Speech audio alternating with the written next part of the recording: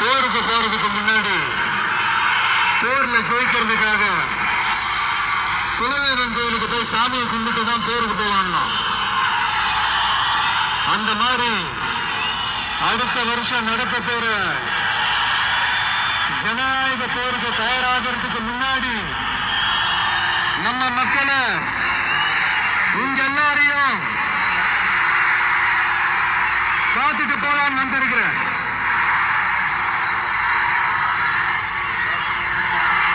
ஒரு சில மண்ணை தொட்டா ரொம்ப நல்லது,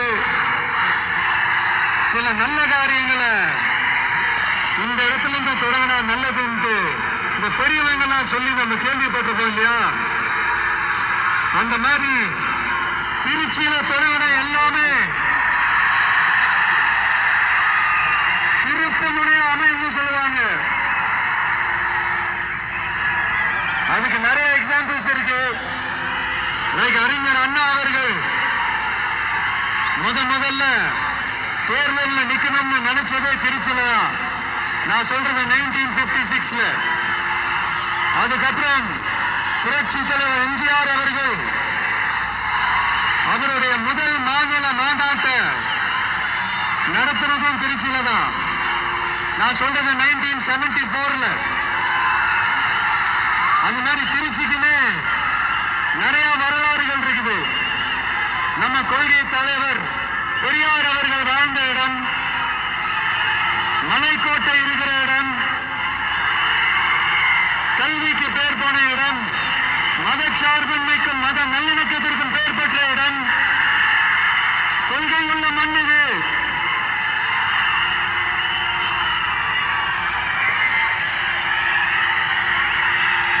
அது மட்டும் இல்ல, இன்னைக்கு உங்க எல்லாரையும் பார்க்கும் போது மனசுக்குள்ள ஒரு பரவசம், ஒரு emotional. Hello hello hello hello hello hello. அது மட்டும் இல்ல, கேக்குதா?